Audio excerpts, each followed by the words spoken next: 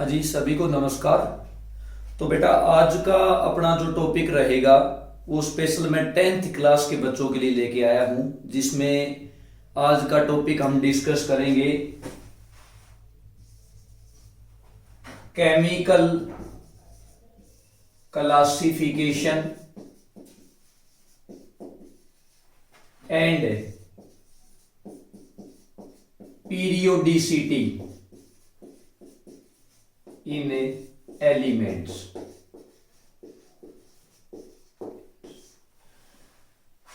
मेरे class 10th के बच्चे हैं, उनको स्कूल क्लासेस के दौरान मैं इस टॉपिक में मेंडलीव पीरियोडिक टेबल तक का टॉपिक करवा चुका हूं। मेंडलीव पीरियोडिक टेबल में हम मेंडलीव की जो अचीवमेंट है उनके बारे में डिस्कस कर चुके हैं। नो डाउट कि मेंडलीव की जो क्लासिफिकेशन थी एलिमेंट की वो बहुत ही सिस्टमेटिक थी।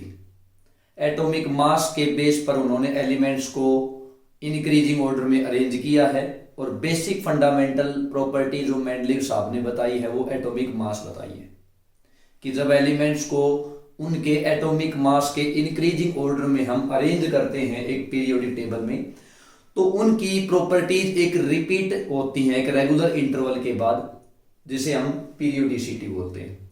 हालांकि कुछ ड्रॉबैक थे जो हम पहले डिस्कस कर चुके हैं अपनी क्लास लेक्चर के दौरान, कि आइसोटोप्स के बारे में सेपरेट पोजीशन मेंडलीव नहीं बता पाया। हम जानते हैं आइसोटोपिक इफेक्ट की वजह से आइसोटोप है वो डिफरेंट बिहेवियर शो करते हैं। हाइड्रोजन के 3 आइसोटोप होते हैं, प्रोटियम, ड्यूटेरियम और ट्राइटियम। डिफरेंट एटॉमिक मास होने की वजह से वो भी डिफरेंट केमिकल बिहेवियर शो करते हैं, जिसको हम हायर क्लासेस में आइसोटोपिक इफेक्ट के नाम से जानते हैं। अगर हम मेंडलीव के अकॉर्डिंग मेंडलीव की सारी बातों को एक्सेप्ट करते हुए ये बात माने कि भाई हम एटॉमिक मास के इंक्रीजिंग ऑर्डर में एलिमेंट अरेंज कर रहे हैं, तो फिर तो पीरियोडिक टेबल में हाइड्रोजन के लिए अपने को 3 सेपरेट पोजीशन बनानी पड़ेगी, क्योंकि 1H1 है वो अपने को पहले रखना पड़ेगा, ड्यूटेरियम 1H2 है वो हाइड्रोजन के आगे एक्सटेंड करना पड़ेगा, और इसी तरह जो ट्राइटियम है 1H3 वो उससे भी आगे प्लेस करना पड़ेगा। कार्बन भी 3 आइसोटोप्स की फॉर्म में पाया जाता है, कार्बन 12, कार्बन 13, कार्बन 14, उसके लिए भी अपने को 3 पोजीशन रखनी पड़ेगी। तो कहने का मतलब है ओवरऑल कंक्लूजन ये है कि मेंडलीव की डीमेरिट यही थी कि वहां पे आइसोटोप के लिए कोई सेपरेट प्लेस नहीं था। और क्या क्या ड्रॉबैक हैं? कोबाल्ट को निकिल से पहले रख दिया गया, जबकि कोबाल्ट का एटॉमिक मास निकिल से ज्यादा होता है। तो अकॉर्डिंग टू अगर मेंडलीव की ही सारी बातें हम माने तो एटॉमिक मास के इंक्रीजिंग ऑर्डर में रखें तो कोबाल्ट है वो निकिल के बाद आना चाहिए। ठीक है। आर्गन को पोटासियम से पहले रख दिया गया है, आर्गन का एटॉमिक मास ज्यादा है, ठीक है, पोटासियम की बजाय। तो ये कुछ ड्रॉबैक थे जो मेंडलीव टेबल में हमें देखने को मिलते हैं। ठीक है।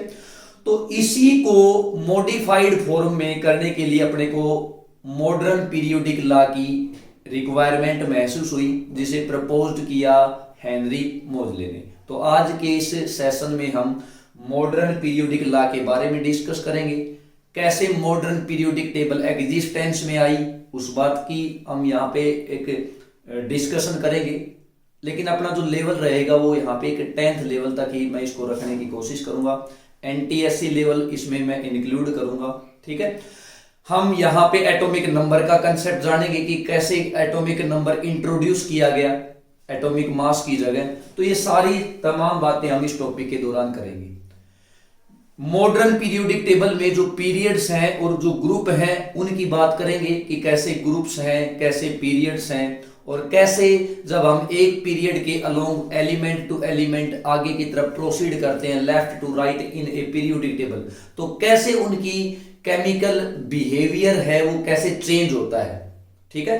कुछ अपनी पीरियोडिक प्रॉपर्टी होती हैं, इलेक्ट्रोनेगेटिविटी है, इलेक्ट्रॉन गेन एंथैल्पी है, वैलेंस इलेक्ट्रॉन का जो ट्रेंड है, वैलेंसी है एलिमेंट की, और इलेक्ट्रोपॉजिटिव करैक्टर है, जिसके बेस पर हम मेटालिक और नॉन मेटालिक कैरेक्टर डिसाइड करेंगे।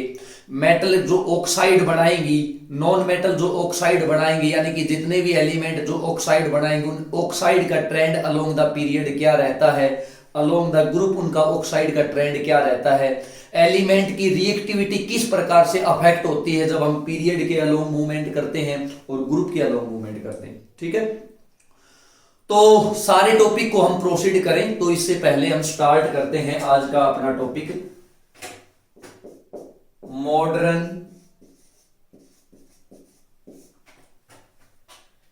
Periodic law. इस लॉ को प्रपोज किया था सर हेनरी मोजले ने,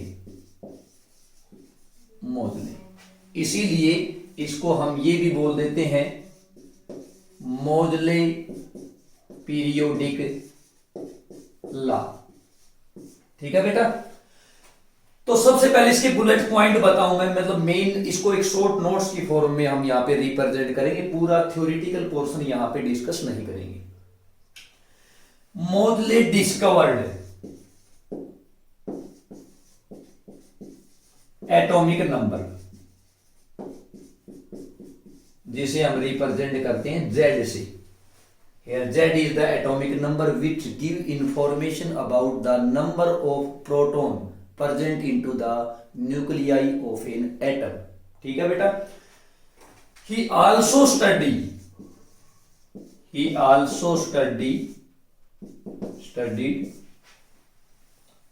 X-ray emitted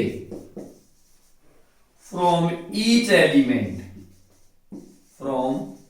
each element and found that observed that मोजले ने ऑब्जर्व किया that square root of frequency, आपको पता है X-ray are the electromagnetic radiations which have certain frequency and certain value of lambda wavelength।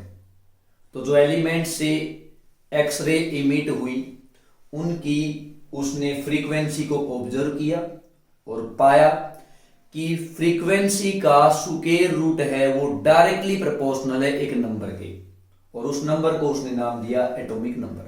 तो मैं यहां पे लिख देता हूं, square root of frequency is directly proportional to a number, that number is atomic number। Mathematically मैं इसको ऐसे लिख देता हूं, square root of nu is the frequency is directly proportional to a into z minus b। मैं इसको लिख दूंगा, square root of nu frequency is directly proportional to z। Here a and b are constant, ये बेटा constant है, तो अपने पास z बच जाएगा जिसको मैंने बोला है एटॉमिक नंबर। तो बेसिकली इससे क्या क्या कंक्लूजन निकला, इससे ये पता लगता है कि किसी भी एलिमेंट की जो बेसिक प्रॉपर्टी को डिसाइड करने का जो काम करेगा, जो फंडामेंटल प्रॉपर्टी को डिसाइड करने का काम करता है, वो एटॉमिक मास की बजाय एटॉमिक नंबर है। हम जानते हैं atomic number is equal to number of proton and number of proton are equal to number of electron in a neutral isolated atom. अगर एटम की बात करें तो प्रोटॉन एंड इलेक्ट्रॉन सेम है। बेटा ध्यान से समझिए, केमिकल रिएक्शन को डिसाइड करने का काम एक एटम के अंदर उसके बाहर जो वैलेंस इलेक्ट्रॉन है वो डिसाइड करते हैं। प्रोटॉन और न्यूट्रॉन जो है वो तो न्यूक्लियस के अंदर वेल प्रोटेक्टेड है, जैसा कि मेंडलीव पीरियोडिक टेबल और उससे पहले जो अपने लॉ आए, डोब्रेनर ट्राइड आया, न्यूलैंड लॉ ऑफ ऑक्टेव्स आया, लोथरमेयर अप्रोच पढ़ा, उन सभी ने अपना जो बेस बताया क्लासिफिकेशन का वो एटॉमिक मास बताया था। क्योंकि इन सब से पहले हम पढ़ते हैं कंसेप्ट 1808 में डाल्टन एटॉमिक थ्योरी आ चुकी थी, और डाल्टन ने ऐसा बताया था कि जो भी एलिमेंट हैं, जो भी एटम हैं, वो सिमिलर एटम अगर हैं तो उनका एटॉमिक मास है वो सिमिलर होता है। डिफरेंट एलिमेंट है different atomic mass, atomic mass के ऊपर ज़्यादा जोर दिया गया था। तो उसके बाद जितने भी साइंटिस्ट आए उन्होंने भी अपना सबसे जो क्लासिफिकेशन का जो बेस बनाया वो एटॉमिक मास ही बनाया था। लेकिन उससे भी ज़्यादा एक फंडामेंटल प्रॉपर्टी होती है जो किसी भी एलिमेंट की प्रॉपर्टी को डिसाइड करती है, वो एटॉमिक नंबर है। वैलेंस इलेक्ट्रॉन, कोई भी रिएक्शंस होती है तो सबसे पहले इलेक्ट्रॉन आपस में इंटरेक्ट करता है। मैं ए एटम की बी एटम के साथ रिएक्शन करवा रहा हूं तो दोनों के आपस में इलेक्ट्रॉन क्लाउड एक दूसरे से इंटरेक्ट करते हैं। केमिकल बॉन्डिंग का जो टॉपिक आप जब 11th में इसको आप हायर क्लासेज में पढ़ोगे तो हम वहां पे पढ़ते हैं कि जब वैलेंस इलेक्ट्रॉन लॉस और गेन होते हैं एक एटम के to achieve their nearest noble gas configuration, तो एक एटम अपना इलेक्ट्रॉन लॉस कर देता है, दूसरा एटम अपना इलेक्ट्रॉन दूसरे का गेन कर लेता है।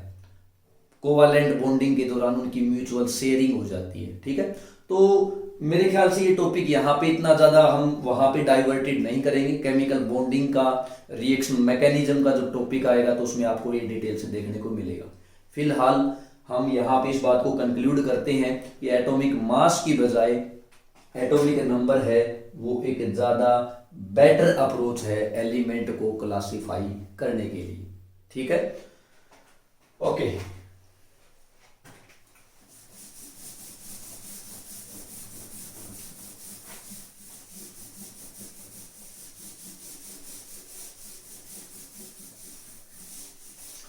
और बेटा ऐसा करने से ना हमारी बहुत सारी जो लिमिटेशन थी, जो डीमेरिट्स थी मेंडलीव पीरियोडिक टेबल की, वो अपने आप सोल्व हो गई। आइसोटोप की अगर मैं बात करूं तो आइसोटोप में आप जानते हैं सभी जितने भी एटम्स होते हैं आइसोटोप जो होते हैं उन सभी का जेड है वो सेम होता है। तो मेरे को कोई अलग से रिक्वायरमेंट नहीं पड़ेगी आइसोटोप के लिए सेपरेट 3 आइसोटोप जैसे हाइड्रोजन के मैंने बताया तो उनके लिए 3 सेपरेट प्लेस रखने की जरूरत नहीं पड़ेगी, क्योंकि एटॉमिक नंबर सेम है, जेड सेम है, तो एक ही जगह पे रिप्रेजेंट कर देंगे। जहां तक कोबाल्ट और निकिल का सवाल था वो भी सोल्व हो गया। कोबाल्ट का एटॉमिक नंबर 27 होता है, निकिल का एटॉमिक नंबर 28 होता है, तो निकिल को बाद में रखा जाएगा 28, उससे पहले 27 वाला एलिमेंट आएगा। जहां तक आर्गन और पोटासियम का सवाल था तो आर्गन का एटॉमिक नंबर 18 होता है, पोटासियम का 19 होता है, इसलिए आर्गन को पहले रखा गया, बाद में पोटासियम को रखा गया। सारी की सारी एबनॉर्मलिटीज अपनी क्या होगी यहाँ पे दूर हो गई। तो एक बार मैं यहाँ पे मॉडर्न पीरियोडिक लॉ लिखता हूं। मॉडर्न पीरियोडिक लॉ क्या है? Modern periodic law which was given by Henry Moseley, one of the great scientist of chemistry हम कह सकते हैं। ऑक्सफोर्ड यूनिवर्सिटी से इन्होंने अपनी पढ़ाई की और इनके जो गाइड थे वो अर्नेस्ट रदरफोर्ड साहब थे, जिन्होंने एटॉमिक मॉडल के बारे में काफ़ी कुछ कंट्रीब्यूशन दिया है। अल्फा पार्टिकल स्कैटरिंग एक्सपेरिमेंट जिन्होंने कैरिड आउट किया था। ठीक है, तो one of the great scientist है ये, और इन्होंने जो लॉ दिया वो कैसे क्या है वो अभी मैं आपके सामने रिप्रेजेंट कर रहा हूं।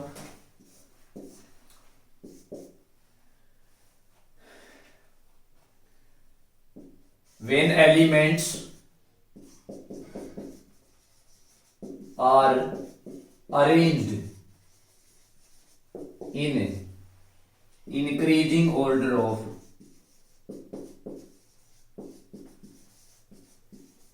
atomic number, their chemical and physical properties are repeated after a regular interval of time. ठीक है, टाइम को यहां पे मेंशन नहीं भी करोगे तो भी चलेगा, एक रेगुलर इंटरवल हम बोल सकते हैं, कोई भी एक रेगुलर इंटरवल है, एक स्पेसिफिक पीरियड में आप जाओगे, एक रेगुलर स्पेस आप छोड़ के चलोगे, बाद में फिर से वो प्रॉपर्टी रिपीट होगी। आप एल्कली मेटल से शुरू करोगे, आगे तक हैलोजन तक जाओगे, फिर वापिस हमें एल्कली मेटल से रिपीट करना पड़ेगा। इसको आप ऐसे भी लिख सकते हो, chemical and physical properties of element, properties of element are periodic function of atomic number। Mendeleev periodic law में हम यहाँ पे एटॉमिक मास यूज करते थे, यानी कि मैं एटॉमिक नंबर के इंक्रीजिंग ऑर्डर में एलिमेंट्स को रखता हूं, उनकी प्रॉपर्टी में एक रेगुलर इंटरवल के बाद एक रिपीटेशन देखने को मिलता है। इसी रिपीटेशन को हम बेटा पीरियोडिसिटी बोलते हैं। पीरियोडिसिटी, पीरियोडिसिटी का मतलब समझेंगे, अपना टॉपिक यही है, chemical classification and periodicity of element. एक रेगुलर इंटरवल के बाद किसी भी प्रॉपर्टी में रिपीटेशन होता है, उसी को हम पीरियोडिसिटी बोलते हैं। Repeat in chemical and physical properties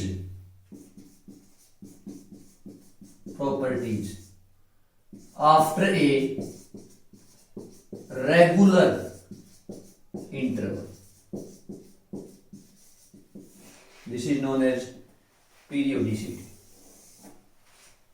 I hope आप इन सभी बातों को अच्छे से गेट कर पा रहे हैं।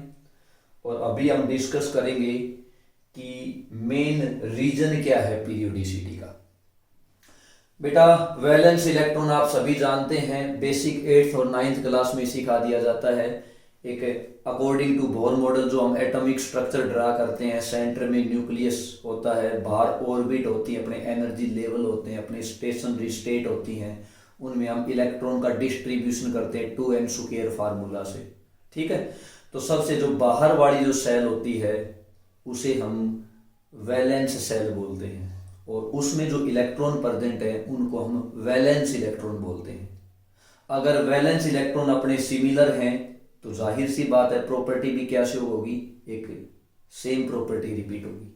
अगर वैलेंस इलेक्ट्रॉन बाहर जो इलेक्ट्रॉन है वो बदल जाते हैं तो प्रॉपर्टी भी क्या होगी, बदल जाएगी। एक बार देखते हैं उन सभी बातों को।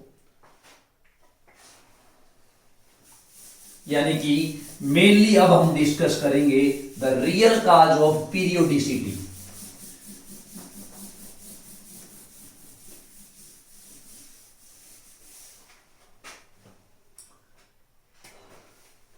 मैंने एलिमेंट लिखे लिथियम, सोडियम, पोटेशियम। लिथियम का एटॉमिक नंबर 3 होता है, सोडियम का एटॉमिक नंबर 11 होता है और पोटाशियम का एटॉमिक नंबर 19 होता है। कॉन्फ़िगरेशन देखो इसकी 1s2 2s1। सोडियम की configuration 1s2 2s2 2p6 3s1 और पोटेशियम की है 1s2 2s2 2p6 3s2 3s2 3p6 और ये कर देता हूं 4s1। हो गए ना अपने 2 2 4 6 10 2 12 6 18 और 1 19। ठीक है, जो बच्चे एनटीएससी की क्लासेस जो अटेंड की हैं और जो एनटीएससी के लेवल से पढ़ रहे हैं वो इस कॉन्फ़िगरेशन से अच्छी तरह से वाकिफ है। क्वांटम नंबर्स के बेस पे अपने 3 क्वांटम नंबर से हमने अपने एक 3 प्रिंसिपल्स आते हैं बेटा, 3 रूल आते हैं इलेक्ट्रॉन के डिस्ट्रीब्यूशन, इलेक्ट्रॉन को फिल करने के। Aufbau principle, Pauli's exclusion principle and Hund's rules of maximum multiplicity, उसके बेस पर मैंने ये कॉन्फ़िगरेशन लिखी है। आप चाहो तो इसको ऐसे भी रिप्रेजेंट कर सकते हो, ये के सेल और ये एल सेल। ठीक है, बेसिकली बच्चे जो सीबीएसई के एकेडमिक्स के हिसाब से जो स्टडी करते हैं 9th और 10th तो वो इन सब के बारे में नहीं जानते, तो मैं एक और रिप्रेजेंट कर रहा हूँ यहाँ पे, एक अनदर वे, एक अनदर अप्रोच यहाँ पे रिप्रेजेंट कर रहा हूँ। इसको मैं लिख दूंगा पहली सेल में 2, आखिर में 1, क्योंकि 3 इलेक्ट्रॉन अपने पास। सोडियम में मैं क्या कर दूंगा, K shell, L shell, N shell, तो यहाँ पे हो जाएगा 2, यहाँ पे 8 और यहाँ पे 1, और इसको मैं रिप्रेजेंट कर दूंगा K L M N, 4 cell बना दी, यहाँ पे हो जाएगा 2, यहाँ पे 8, यहाँ पे 8, यहाँ पे 1। आप मेन चीज को यहाँ पे एक चीज नोटिस कीजिए, वैलेंस इलेक्ट्रॉन बेटा यहाँ पे 1 है, बाहर वाली सेल में इलेक्ट्रॉन, M सेल में इलेक्ट्रॉन 1 है बाहर वाली सेल में, और यहाँ पे भी इलेक्ट्रॉन कितना है, 1 है। आप इस कॉन्फ़िगरेशन में देखो 2s में कितना इलेक्ट्रॉन है, 1 है, 3s में कितना इलेक्ट्रॉन है, 1 है, 4s में कितना इलेक्ट्रॉन है, 1 है। जब वैलेंस इलेक्ट्रॉन तीनों में 1 1 1 तीनों में सेम है, तो बेटा इनकी प्रॉपर्टी भी क्या होंगी, इनकी प्रॉपर्टीज भी क्या होंगी, सिमिलर होंगी, सिमिलर होंगी। मैं एक एग्जांपल और लेता हूं यहाँ पे, बेरिलियम, बेरिलियम से नीचे आता मैग्नीशियम, और मैग्नीशियम से नीचे आता कैल्शियम। बेरिलियम का एटॉमिक नंबर 4 होता है, मैग्नीशियम का एटॉमिक नंबर 12 होता है, और कैल्शियम का एटॉमिक नंबर 20 होता है।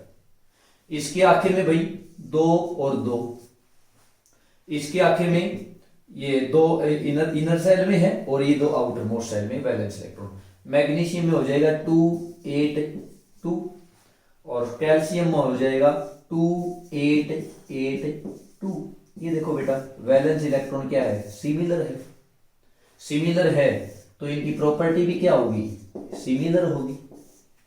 लेकिन इनकी प्रॉपर्टी और इनकी प्रॉपर्टी क्या हो जाएगी, डिफरेंट हो जाएगी, क्योंकि इनमें वैलेंस इलेक्ट्रॉन कितना आया, 1 1 1, इनमें वैलेंस इलेक्ट्रॉन आया 2 2 2। तो वैलेंस इलेक्ट्रॉन चेंज हो गए, प्रॉपर्टी चेंज होगी। एक रेगुलर इंटरवल पे चलते जाओगे, आप देखो ना 3 से सीधा आप 11 पे नहीं आए, 3 से आप 4 बेरिलियम पे आए, 5 बोरॉन पे गए, फिर कार्बन पे गए, then nitrogen, oxygen, fluorine, noble gas आ गई अपनी नियोन, 11 पे फिर से आपको वापिस आना पड़ा सोडियम। क्यों रखा इसके नीचे, क्योंकि वैलेंस इलेक्ट्रॉन रिपीट हो रहा था बेटा, 1 और 1, and same is applicable on all these elements.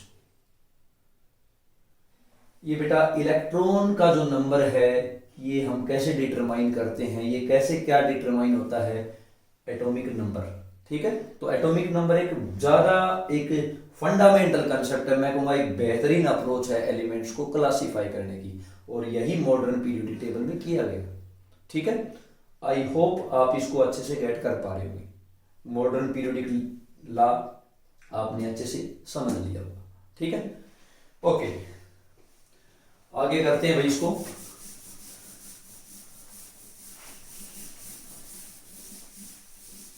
एक लुक ले लेते हैं पीरियोडिक टेबल पे, और उसके बाद हम ट्रेंड्स की बात करेंगे।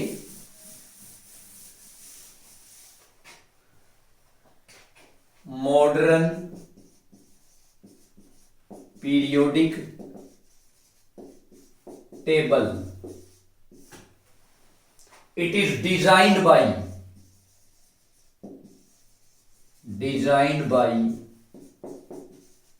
Niels Bohr.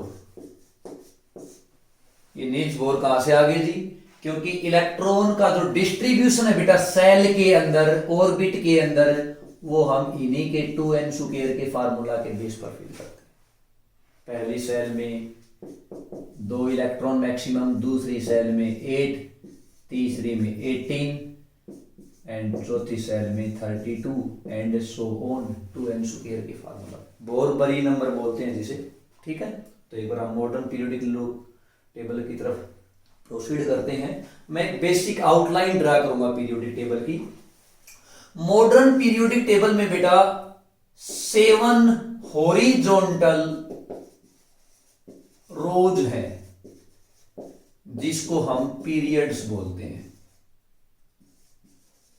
पीरियड्स, और 18 वर्टिकल कॉलम है, वर्टिकल कॉलम,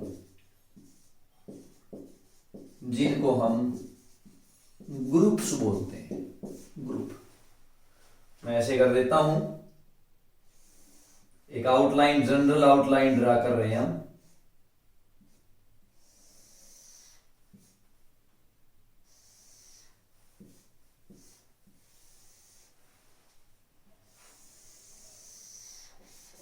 ठीक है।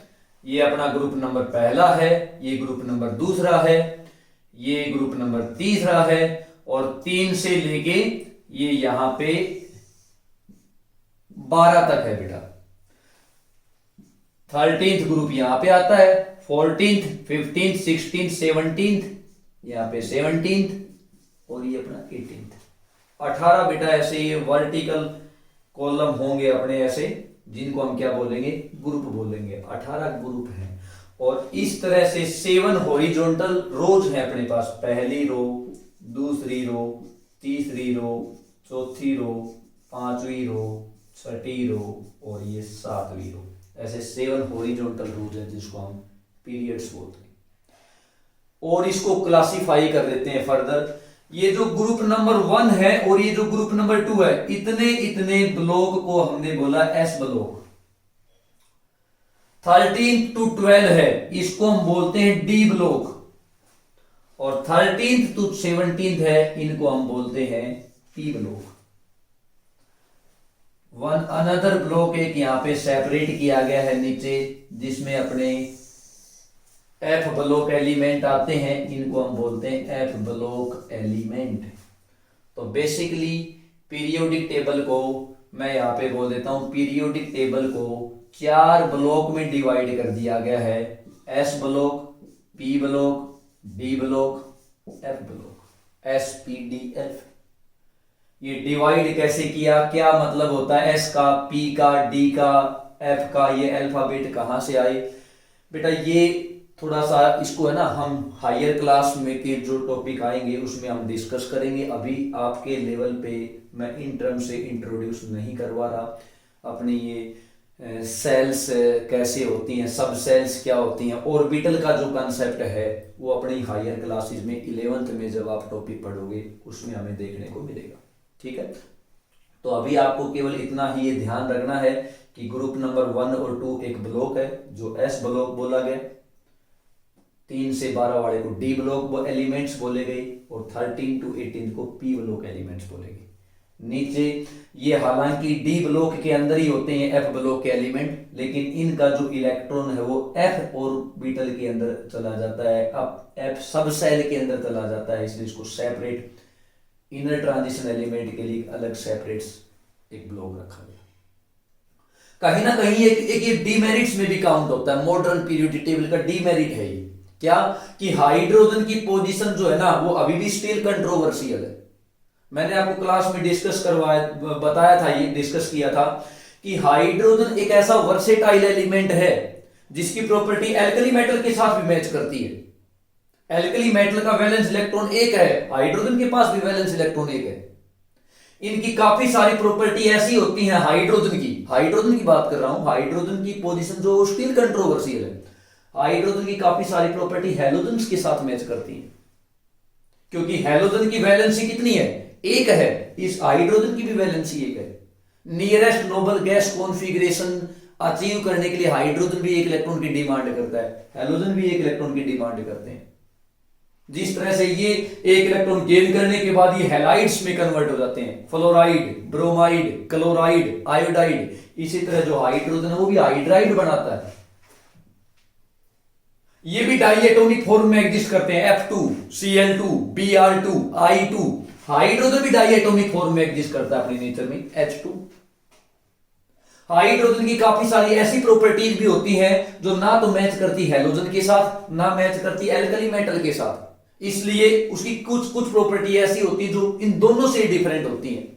फॉर एग्जाम्पल मैं कहूंगा जितना एल्कली मेटल इलेक्ट्रोपॉजिटिव होता है उतना हाइड्रोजन इलेक्ट्रोपॉजिटिव नहीं होता।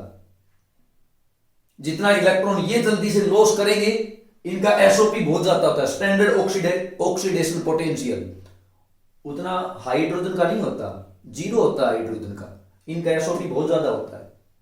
खैर ये कुछ टर्म ऐसी हैं जो आपको शायद थोड़ा सा सुनने में ओड लगेंगी, क्योंकि हायर क्लासेज में इलेक्ट्रोकेमिस्ट्री रिडॉक्स रिएक्शन का जो टॉपिक होता है उसमें हम डिस्कस करेंगे इनको हायर क्लासेज में।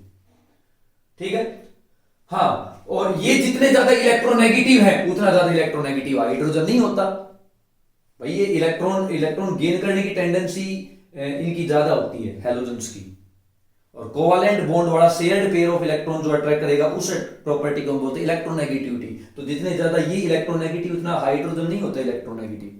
तो इन ओवरऑल मैं यही बोलूंगा शॉर्टकट में कि हाइड्रोजन की जो पोजीशन है वो कंट्रोवर्शियल है। सेकंड डिमेरिट में बोल दूंगा कि पूरी पीरियोडिक टेबल में सारे के सारे एलिमेंट इस बाउंड्री के अंदर अपने अरेंज्ड है बिल्कुल। एफ ब्लॉक को मेन पीरियोडिक टेबल से बाहर रख दिया गया है, मेन पीरियोडिक टेबल में इनको नहीं रखा गया है। एक पीरियोडिक टेबल की अगर आउटलाइन देखें तो हम यहां तक है, जबकि एफ ब्लॉक को सेपरेट निकाला गया है, तो कहीं ना कहीं डीमेरिट शो करता है। ठीक है भाई, इतना।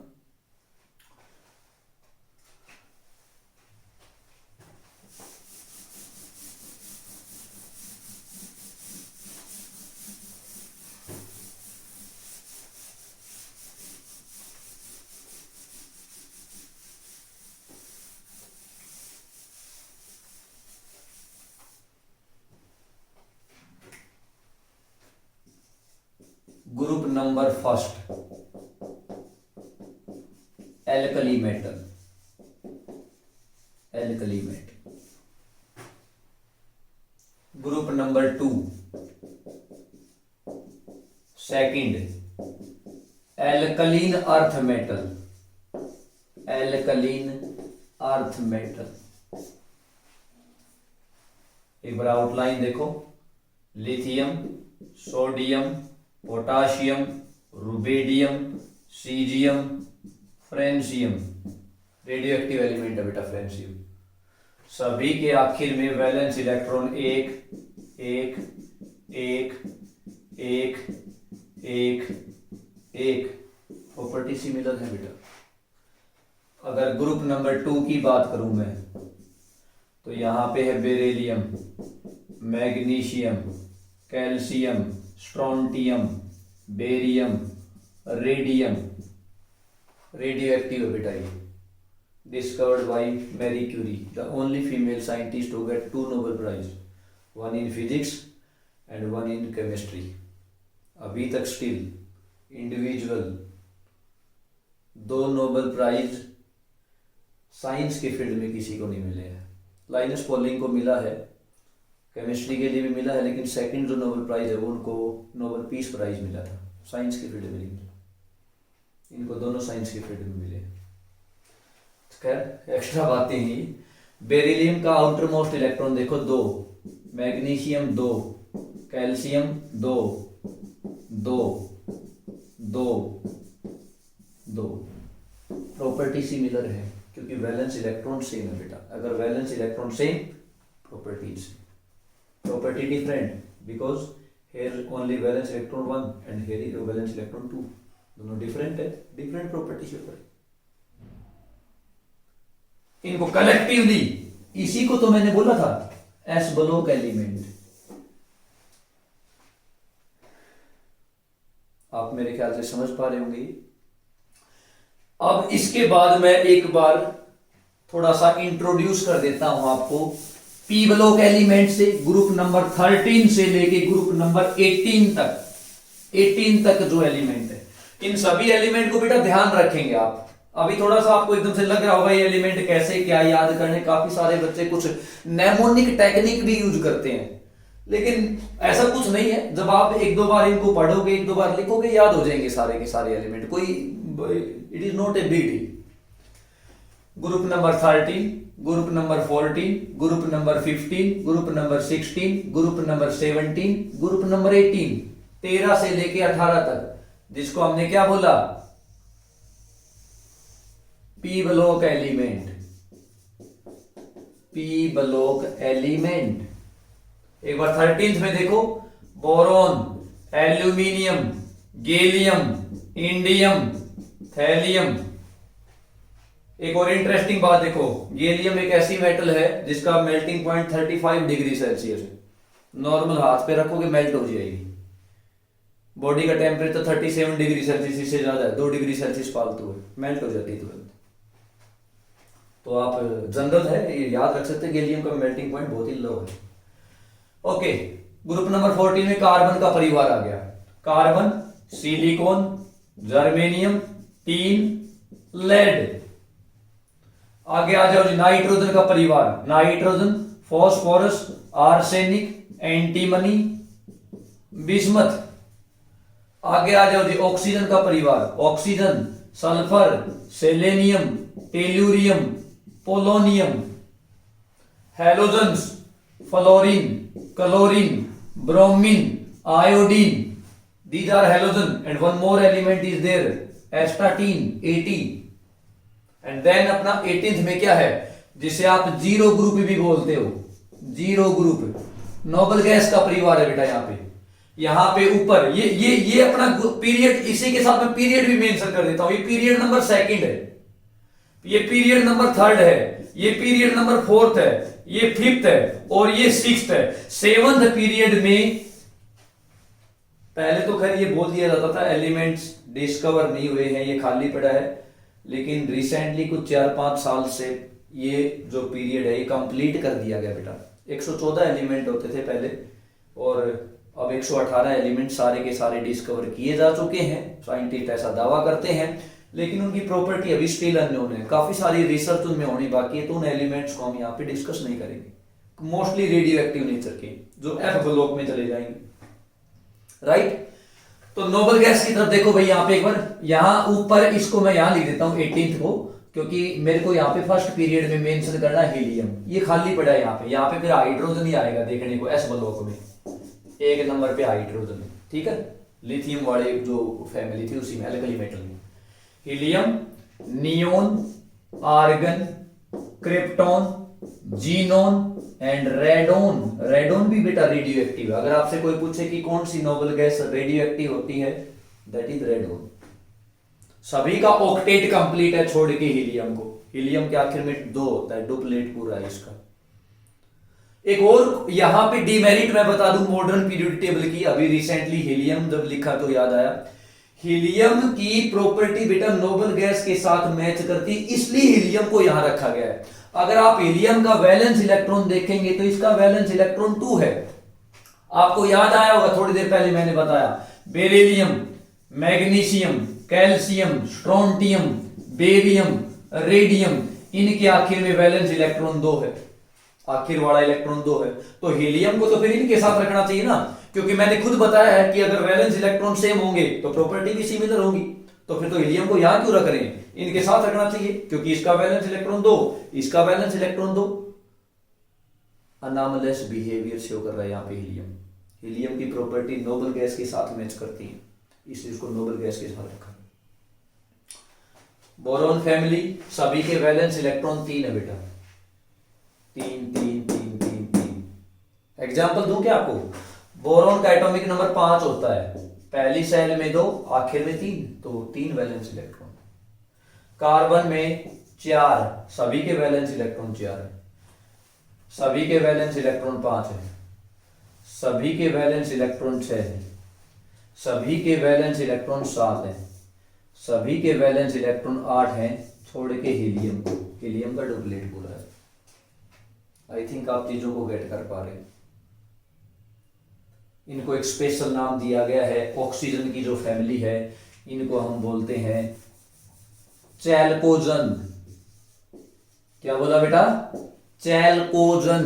और फॉर्मिंग है, आप ज्यादातर और देखो ना, आयरन का और हेमेटाइट एंड मैग्नेटाइट ऑक्साइड है बेटा, वो Fe2O3 Fe3O4 ज्यादातर और सल्फाइड की फॉर्म में पाए जाते हैं, ZnS zinc sulphide, copper Cu2S, copper का एक और होता है बेटा, लेड का गैलेना PbS, ज्यादातर और बनाते हैं बेटा ये, और फॉर्मिंग को चैल्कोजन बोला गया।